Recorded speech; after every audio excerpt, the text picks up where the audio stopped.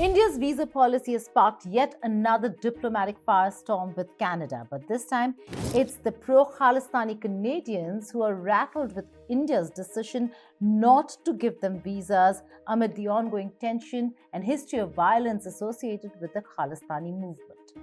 The Khalistani cause has often been associated with violent rhetoric, threats against Indian officials, and a call for the creation of an independent Sikh state.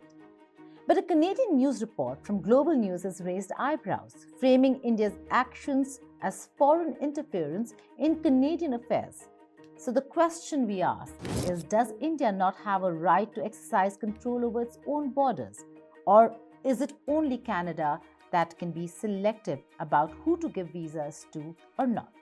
Hello and welcome. You're watching Statecraft with me, Geeta Mohan.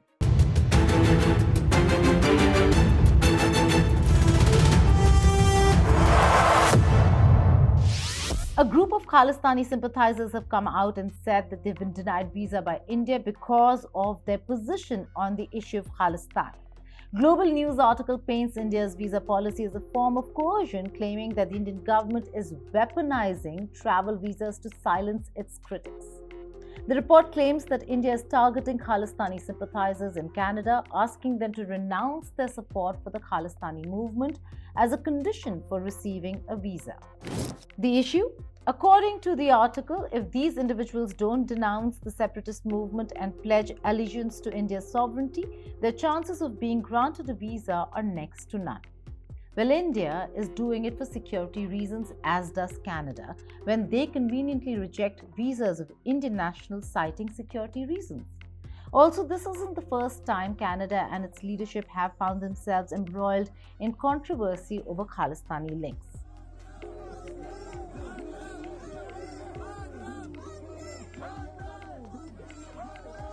Back in 2018, Canadian Prime Minister Justin Trudeau faced global backlash when an alleged Sikh extremist was invited to an official dinner during Trudeau's state visit to India.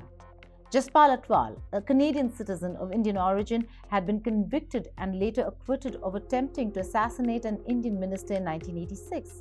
He was also accused of being a member of a banned Sikh extremist group. Atwal was spotted in photographs with Trudeau's then-wife Sophie and one of his cabinet ministers during an event in Mumbai earlier that week. While Canadian authorities were quick to withdraw Atwal's invitation to the dinner, Trudeau stated that the invitation should never have been extended. Indian officials were equally alarmed, questioning how Atwal had been granted a visa to enter India in the first place. This incident added a diplomatic strain to Trudeau's visit and further highlighted Canada's lenient stance towards individuals associated with the Khalistani cause. Now, fast forward to 2024. Canada is once again at odds with India over the Khalistani issue, but this time the debate revolves around visas. Is this reasonable policy enforcement? Or, as critics like Global News imply, is it a violation of freedom of expression and political beliefs? First of all, let's look at the Khalistani movement itself. This is not a new issue. For decades, the movement has called for a separate state of Khalistan in India's Punjab. While the idea of an independent Sikh state has deep cultural and religious roots, the movement has been marred by violent acts and extremist ideologies. It has also had strong links with Pakistan's Inter-Services Intelligence, or ISI, a group known for fostering destabilizing activities with India. Canada, with its large Sikh diaspora, has seen pro-Khalistani groups grow and become more vocal in recent years. These groups often hold rallies, glorify violence, and even threaten Indian officials, activities that have not gone unnoticed by Indian authorities. India has accused these groups of spreading hate and inciting violence both within Canada and against Indian nationals abroad. In Canada, actually, today the party in power in Canada, other parties in Canada have given these kinds of extremism, separatism, advocates of violence a certain legitimacy in the name of free speech. See, when you tell them something, their answer is, no, we are a democracy, but it is free speech. But the point that they need to understand, this kind of, it's no longer a world which runs as a one-way street. That if there are things which happen out there, there will be pushback. The Newton's law of politics will apply there also. Now let's address what global news calls foreign interference. The report suggests that India's visa policy is a form of coercion, accusing India of manipulating the travel documents of Khalistani supporters. It claims that individuals applying for Indian visas are being forced to denounce their support for Khalistan or face visa rejection. To be clear, this is not a simple sign a letter situation.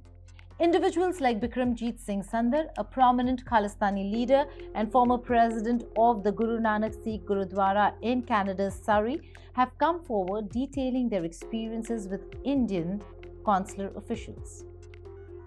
Sandhar, who applied for a visa in 2016, was reportedly told that his application was denied because of his previous statements about the Khalistani cause. According to Sandhar, after being denied a visa, he was sent a form letter requesting that he renounce the Khalistan movement and express deep respect for India. This, they said, was the price to pay for getting a visa. Sandhar refused to sign it, and thus his visa application was denied. So is this a case of India trying to control the political narrative of its critics, or is this simply a reasonable policy to protect India's sovereignty and its people from individuals who have ties to groups known for violent acts and terrorism? Geopolitical analysts have been quick to weigh in on the matter, pointing out the hypocrisy in the Global News report.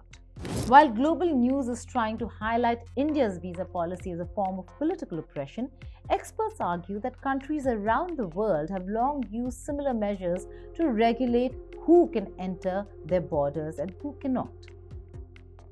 The United States, for example, requires visa applicants to provide detailed information on their social media accounts, ensuring that individuals with extremist views are kept out. Many countries, including Canada, have similar policies in place, especially when it comes to people with links to terrorism or hate groups. Daniel Bodman, a political analyst based in Canada, took to social media to sarcastically comment on the Global News report, pointing out the absurdity of claiming that a country is violating someone's rights by asking them to sign a form denouncing terrorism before granting them visa. Bodman asked, and I quote, "Can you believe that India had the audacity to require a man who ran a temple with pictures all over it praising mass murdering terrorists as heroes to fill out a form denouncing terrorism before allowing him to enter India? A form. He could have gotten carpal tunnel syndrome." It is a sharp commentary, but it makes a valid point. The visa process isn't about silencing critics. It's about ensuring that people entering the country don't have a history of supporting terrorism or violence. The idea of visa manipulation, as some critics have described it, seems like a stretch. After all, it's not unheard of for countries to have stringent entry requirements. Canada itself has denied entry to several Indian officials in the past, citing human rights violations or connections to terrorism. But when it comes to India's actions in Canada, the same critics who condemn India's visa denials fail to acknowledge that Canada has had its own history of restricting the movement of certain individuals due to national security concerns. For example, in 2010, Canada denied a visa to a retired Indian official, Tejinder Singh Dhillon, who had worked with the Central Reserve Police Force or CRPF, a paramilitary force in India. The Canadian government argued that Dhillon's association with a force that allegedly committed human rights abuses made him inadmissible to the country. The Indian government was quick to condemn this decision, calling it insulting and humiliating. Canada eventually apologized for the incident, but this wasn't the first time Indian officials were denied entry. In fact, Canada has denied entry to several serving and former Indian officials over the years, and India has repeatedly responded with diplomatic protests. So why should India's visa denials to Khalistani Canadians be treated differently? Khalistani movement has a long and troubling history of violence, and it continues to pose a threat to India's security. Many of the individuals involved in the movement have been tied to terrorist activities, not just in India, but also in other countries with large Indian diasporas, including Canada and the United States of America, and not to forget their connections with Pakistan's ISI. Indian officials have expressed concern that allowing such individuals into the country could further fuel the already existing tensions and violence associated with the Khalistani cause. But the stakes are higher than just visa denials. Relations between India and Canada have been strained for years, particularly after the assassination of Hardeep Singh Nijjar, a Canadian Khalistani leader, in the year 2023. Canadian Prime Minister Justin Trudeau accused India of being involved in Nijjar's death, a claim that India categorically denied. The controversy over Nijjar's murder has deepened the rift between the two countries, with accusations and counter-accusations flying between the two governments. And in the midst of all this, Khalistani supporters in Canada have been staging violent protests outside Indian consular offices, targeting Indian officials, and even glorifying terrorist activities. These actions have only increased India's wariness of the pro-Khalistani movement in Canada. As such, denying visas to individuals linked to the movement, particularly those with a history of violent threats, seems like a reasonable response.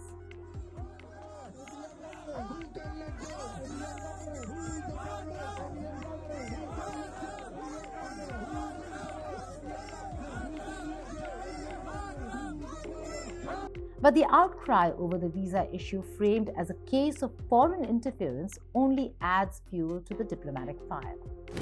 Ultimately, the issue boils down to this: should countries have the right to deny entry to individuals who pose a potential security threat or have a history of supporting violence? Or should foreign governments be expected to overlook such activities in the name of free movement? As this diplomatic spat between India and Canada continues to evolve, it's clear that the Khalistani issue is far from resolved.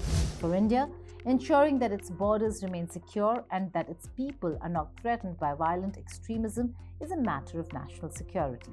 For Canada, protecting the rights of its citizens, even those with extremist views, is a delicate balancing act.